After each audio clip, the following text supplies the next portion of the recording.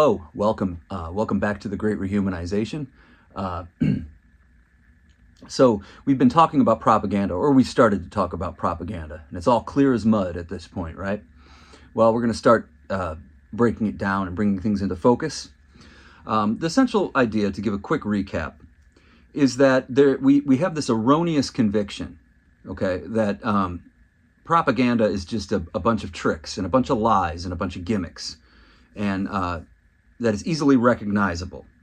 This makes us all the more susceptible to propaganda, okay? So we were talking about Conrad Kellen's introduction to Jacques Ellul's book, Propaganda, The Formation of Men's Attitudes. That's a full title. That book is going to be our compass going forward. I explained how modern propaganda really took off with the totalitarian regimes of the 1930s. We'll be talking about them a lot. That would be the fascists and the communists, the Nazis, the Italian fascists, the Marxist Bolsheviks, Soviet Union, and also Mao and the communists in China. So there's an important orbit there of propaganda that came out of the totalitarian movements and then continued with China. And even the United States, we have our own brands of propaganda in the liberal world. We'll talk about all that too. But the real development of modern propaganda as we know it goes back to Lenin and Goebbels and the Nazis and Hitler and those guys in the 20th century, okay? So Russian Revolution, World War II, taking us up to now. That's really where the modern propaganda began. And the real problem with that idea that I mentioned here to begin, the conviction that propaganda is all gimmicks, is that propaganda has the force of science and technology behind it now. Mass communication, mass media, psychology, sociology, all sorts of things. And since it's really cool to go back to Ellul's book and going back to Huxley and Orwell and guys that were writing about propaganda, Hannah Arendt. So if we take those writing in the 50s and the 60s and the 20 years or so right after World War II, and we start looking about what they had to say and then compare that to where we're at now, that's where things are really going to get interesting, okay? And you'll start to see some of that today, right now. So I left off saying we're going to really get into two types of propaganda, agitation propaganda and integration propaganda. But we're mostly going to focus on agitation propaganda today. So along with the idea that propaganda is just a bunch of gimmicks, our false notion, our basic conviction of what propaganda is, the basic picture of it in our heads. So in other words, when we're arguing with people or looking at political information, especially that we don't like, we can quickly say, oh, that's propaganda, I don't believe it, okay?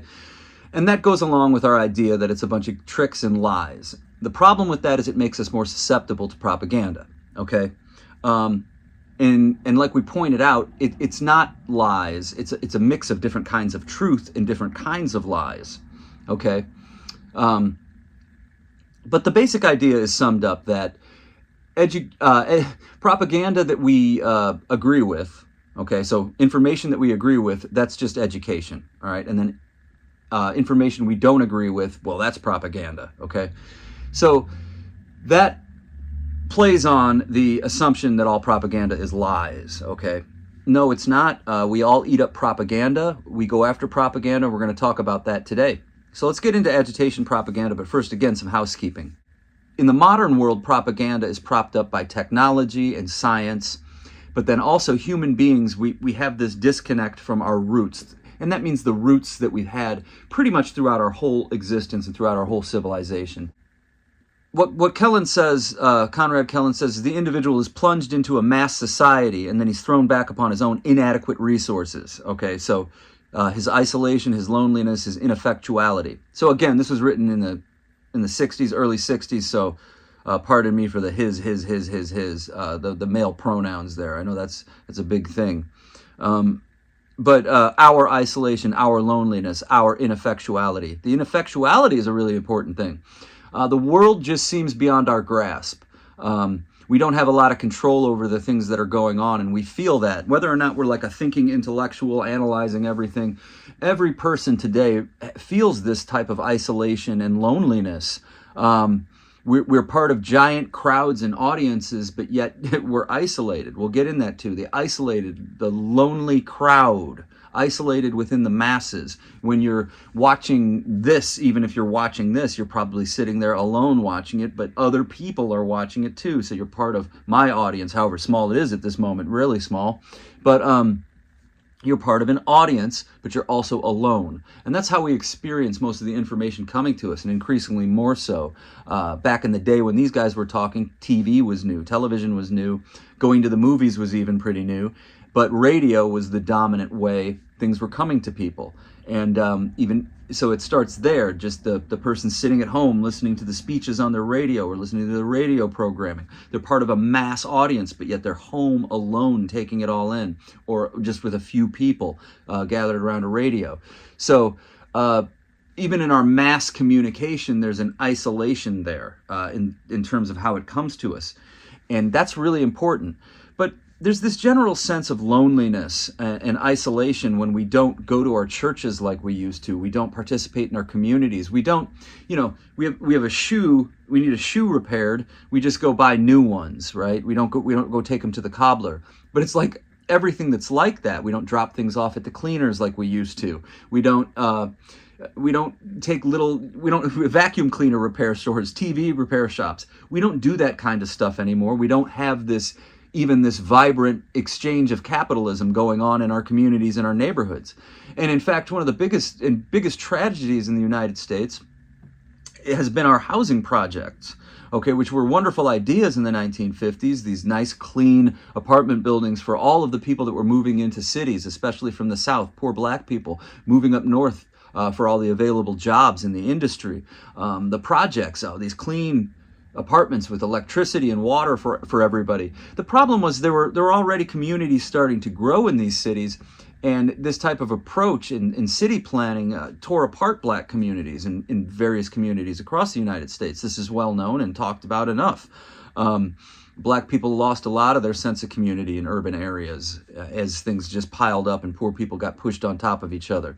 So minorities feel this a lot today and in recent years in a tighter bit of a squeeze, but we've all felt it. We've all lost our communities, it's cool to see some of that coming back though in the form of farmers markets and stuff like that, okay? And I think that's the direction we need to go, and more people want to go.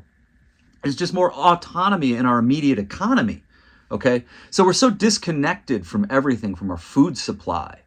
All right, and we can go on endlessly about that, and probably digressed a little bit too much. But I'm just trying to underscore that we were rooted in all of these little pockets, all of these little micro communities for so much of our history, and we've been taken out of them. And the point here is that makes us more vulnerable to propaganda, because in our isolation and our loneliness, and especially I underlined this word, ineffectuality, our inability to really even, beginning with, grasp all the problems that are happening to us and to the world, but our real inability to do anything about it. And then our only real option that we feel very much is going into the voting booth every couple of years or every 4 years and voting for one person, it seems like. So everything gets really condensed into limited options and limited range of discussion. But that means we put all our energy into that, and we feel even less effectual. We feel more ineffectual. We feel like we have even less control, because again, the parameters of our dialogue are squeezed. We don't really get to take in the full scope of the problem. So then we're just given little, wedge issues even. And we have to get into that. We really have to get into that in terms of voting. I'm going to make a video about that and how we need to reassess what even voting means in the modern technological age that we have. Again, but I could digress, and I could digress a lot. So propaganda really digs in, and we need it. We need propaganda in the modern world. I was badly explaining how propaganda is the Siamese twin to our technological civilization. Propaganda is the force. It's everything that comes down and bears down on us, that binds us to this world, that ties us to it, that makes us feel in it and of it.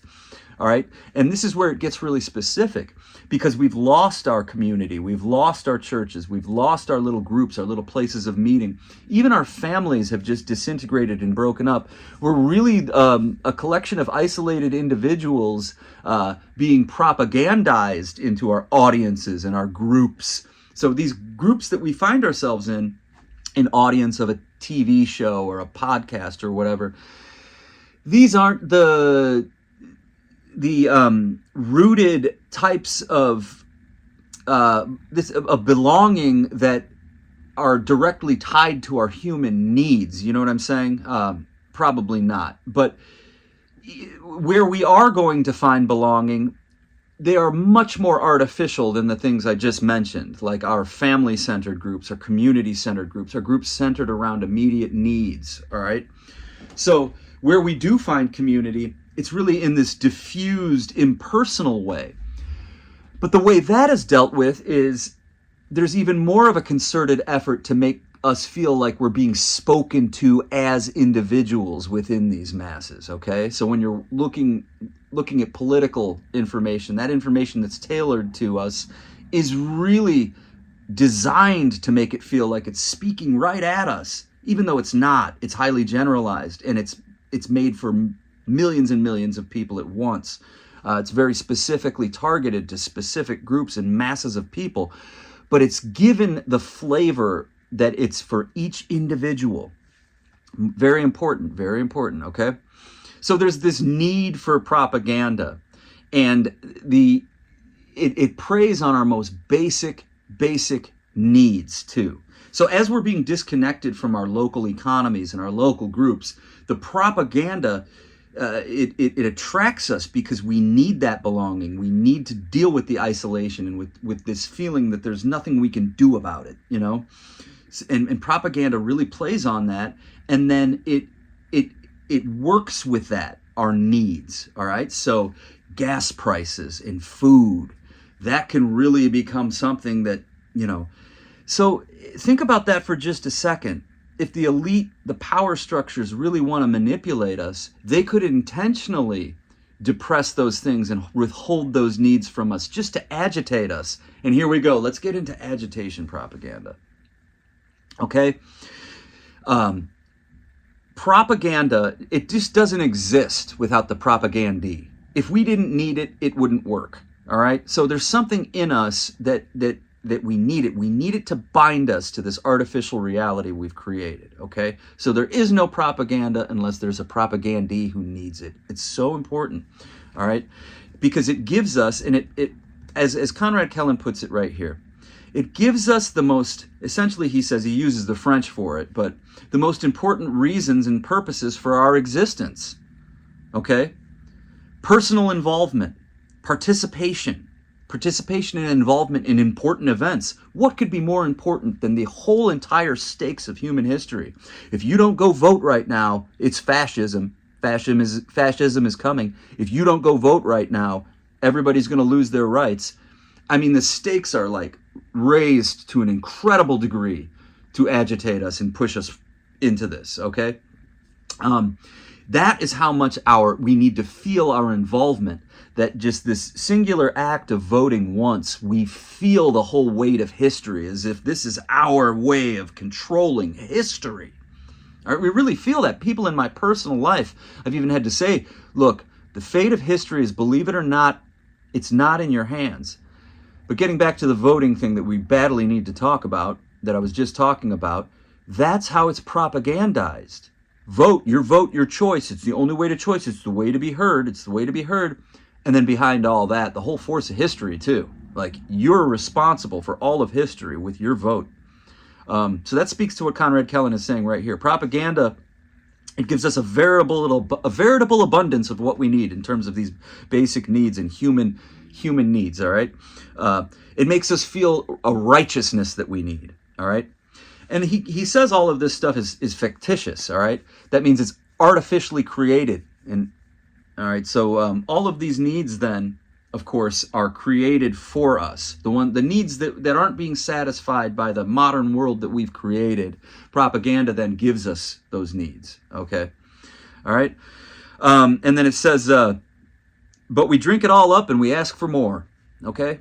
So let's get really specific about the agitation propaganda now. And then we're going to get a little bit into Ellul's text here, okay? So agitation. Okay, so before we get into that, there is also the other side to this, the other channel of propaganda called integration propaganda. We're going to get into integration propaganda. So the agitation, I have a whiteboard over here that just keeps me focused. The agitation, essentially, Conrad Kellen, it leads men, leads us people from our resentments to rebellion. Okay, so it really preys on our resentments and aggravates those to get us to rebel and act. We'll get to that in a second. Integration propaganda, it aims at making us adjust to desired patterns. So that's more about education. It's more about a long game. It's more about what Ellul will eventually call sub-propaganda or pre-propaganda. It's a conditioning tool. Agitation is more immediate. It's more obvious. So let's get into it. Okay, so let's dig into agitation propaganda. It's the most obvious and the most visible, and it attracts the most attention. So let's start there. Agitation propaganda is the oldest form of propaganda. It goes back a long time. So if you and I were upset with the established order or the government, what we would do is we'd look at all of the resentments towards that government, towards that established order, and then we would, our most basic propaganda would be to fire up those resentments, to really amplify them, and then play off of those to cause a rebellion, to start a rebellion, to get people to rise up, to bring about an uprising against the forces in power. That's the typical historical form of agitation, and Ellul points to Spartacus and the slave rebellion back then, the Crusades, the French Revolution. All of those moments really activated agitation and stoking people's resentments. Now, from there, obviously, certain actors can create resentments or exaggerate resentments. You had like the blood libel stuff that accused Jewish people of taking Christian babies. You know, that's kind of that's a really twisted form of agitation propaganda. Okay, so it can be invented and really exaggerated stuff too, but it's basically a play on resentments. Okay, so that gets back to Conrad Kellen saying it's of course factitious, which means made up. So agitation then really becomes a thing with Lenin. All right, so the Bolshevik revolution. So in order to rise up and overthrow the regime of serfdom and the Russian monarchy, that required a lot of agitation over some time and culminates with the Bolshevik Revolution. And that's our first big Marxist empire, right? The Soviet Union. But Lenin, using agitation propaganda for the rebellion, also realized, as Ellul points out, that governments could use agitation propaganda just as effectively. So now we turn to governments using agitation propaganda to get people to act, to speed up reforms and revolutionary changes and real big changes to the system. All right. So say a revolution takes place and a government, a new regime comes to power. They're going to keep playing with the agitation and keep using it on the people in order to make things happen even quicker. Okay, so agitation can actually be used to speed up integration. There is some overlap between the two concepts as we start to dig through them. So we can really point to Hitler for this type of agitation. And I'd rather just read a quote here. With agitation propaganda, Hitler could work his sweeping social and economic transformations by constant agitation, by overexcitement, by straining energies to the utmost. So overexcitement, straining energies to the utmost, keep those in mind, because we've had a turn here in our politics around the world and in the United States, and we've had a reactionary movement. And now that the reactionary parties are taking power, we have to really watch them in terms of how they agitate. Particularly, and I'm going to get specific with this, if we see this, I got a video coming about this, and we're going to talk Elon Musk here. If we really start to see an even bigger downturn in economic fortunes for the average person, you're going to start to see the reactionary movements rationalize them.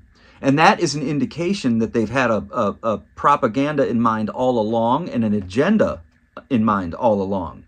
So what they will do then, let's just say in the next year or two, things get worse. You thought gas prices were bad now, kind of a thing. You thought food was expensive now, kind of a thing, or recently.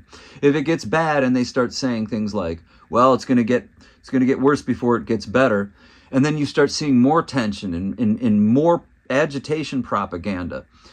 Really what it is designed to do is to force us into accepting massive overhaul and changes. And it's not necessarily in our best interest at all. I mean, I'm just suggesting that.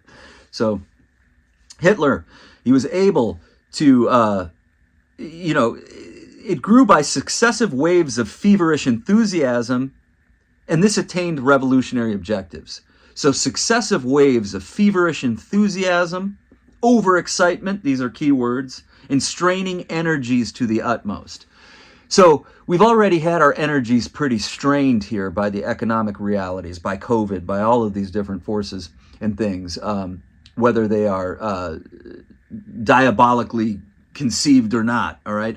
We are overstrained, all right? And I'm going to get into that really specifically with Elon Musk, because we got to talk about something there, really important. And again, propaganda is amazing because we'll be able to point back to all of this with the current events happening and things moving forward. It's going to be fantastic. And this is the stuff that we need to really get into to become smarter. We're going to need this going forward. And that's why I'm doing this. And that circles back to when I was talking about ineffectuality. I mean, that's what I'm doing. What can we do? We're always asking that question. What are you going to do about it? What are you going to do about it? And again, we all just keep falling back into these political camps to yell and point at each other because we feel like there's nothing we can do about it. So, hey, there's propaganda, here's politics, here are political parties, let's run in that direction. Let's go, let's all see who can take over the state fast enough and make the state bigger and make the state even more powerful. Because that's what's happening. That's what's happening. It doesn't matter whether it's left or right. This whole process is about making the state ever more powerful, ever more bearing down, more and more power to this abstract modern monstrosity. That's what we're doing. All right, we got to get more specific about that, and we will, and really soon. But, the left and right, as I said, you go to the left to avoid the right, you're going to go in circles. You go to the right to avoid the left, you're going to go in circles. It's all going in the same place. And we'll get to my hunches there.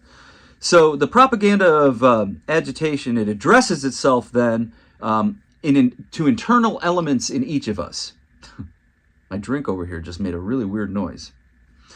Anyway, internal elements. So those are our basic needs, our needs for food, for shelter, for clothing, to be able to take care of our families, okay? And then also our resentments, our pathologies, okay? Our anger and our hatred.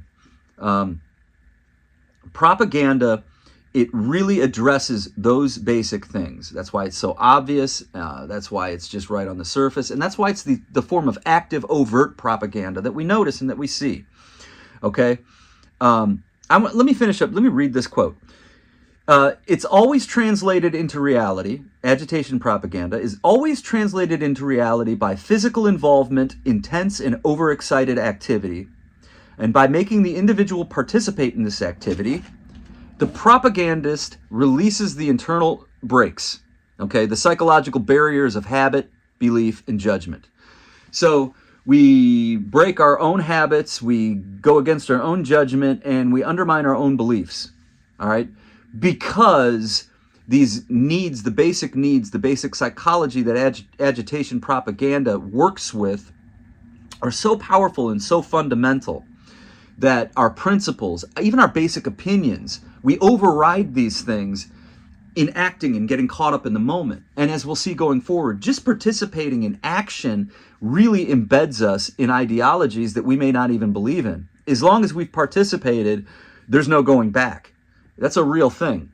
Okay, so this overexcitement, the release of the internal brakes, a lot of this is happening. And again, this is Ellul writing quite a while ago, okay, in the 60s, in the 50s. He's formulating all of this stuff in the 50s and publishing this in the 60s.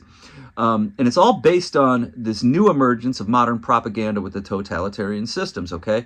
But keep thinking of how all of this applies to us now in our reality with social media. So now, all of us, now I'm going to wrap this up here with this basic idea, all right? And I'm going to read an entire quote. As a whole, these are appeals to simple, elementary sentiments requiring no refinement, and thanks to which the propagandist can gain acceptance for the biggest lies, the worst delusions. Sentiments that act immediately, that provoke violent reactions, and awaken such passions that they justify all sacrifices. Now, keep that. What was I just saying about economic hardship? And if it gets worse, and they rationalize it, justify all sacrifices. Things are so bad, guys. The enemy is so real that we have to sacrifice, and we'll get out of this. But that is what the powerful and the elite have done in their experiments on regular people, time and time and time again. That rationalization. If only we sacrifice more and come together, it's going to get worse before it gets better, but we'll get out of this. We'll make America great again. We have heard that in so many different forms and shapes throughout so many bad periods in history that we all need to recognize that as the alarm bell, the wake-up call for all of us. And I think Democrats, they need to have a wake-up call right now, the left in the United States, the left around the world, the status quo, okay? But this reaction, we're all going to have to have a collective eye-to-eye. We're average people on the ground. We're going to have to get together and have a big wake-up call about this stuff. That's where I feel this is all going. All right, I think we're all being manipulated and funneled into a direction that is detrimental to all regular citizens across the world. All right, we're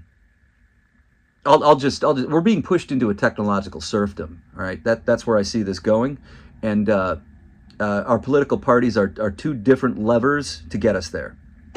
Okay, so now Ellul is talking back then about how agitation propaganda, it doesn't really require, it can be done with pamphlets, it can be done with basic speeches, it can be done with basic technique. It doesn't require mass communication.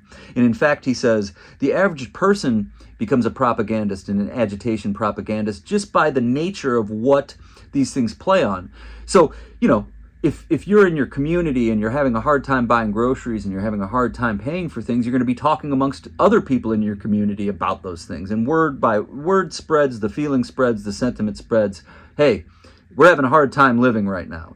So everybody kind of becomes a propagandist in that sense. We're all just kind of firing up each other like, yeah, man, you're feeling it too. Yeah, I'm hurting too. We're all hurting.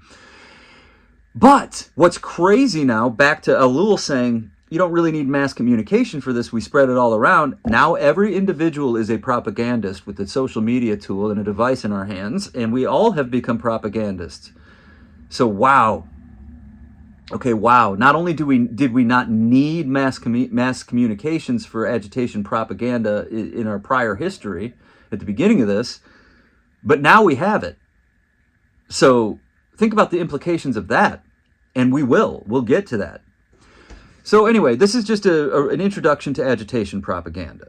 And to hit some fine points here, agitation propaganda was most effective early in our history and throughout our history to stoke up resentments that were mostly already there, to overthrow the powers that be, whatever they may be, the government, other power structures. That's what agitation has been most of our history. Then when we get into the technological 20th century and the fascist movements, governments started realizing, oh, they could agitate their own people to make their objectives happen quicker, faster. And I'll also say right now, in a little bit of a digression, that that's always going to be a failure because we can't have genuine change. It can't happen that quick. That's in part why the totalitarian regimes don't last, and why these coming ones that they're trying to lock us down in aren't going to last either, because they're not genuine. They don't involve all of us in our true participation, in our true belief at all. They go over it. They override it. All right. So that's a digression, but it's a fool's errand for them, really. So it all is going to come back. That's the tragedy of it all. We keep going in circles. So. Anyway, now agitation propaganda has become a force that went from people using it to fight the powers to the powers using it to make us fight amongst ourselves. Okay? That's agitation. That's agitation propaganda. We'll get with integration propaganda next time. This is The Great Rehumanization. Thanks for tuning in, and we're going to leave it here. Later. Oh, basically, I forget this. Be wise as serpents and harmless as doves. Okay? Love thy neighbor, and peace, God be with us. That's important stuff, man.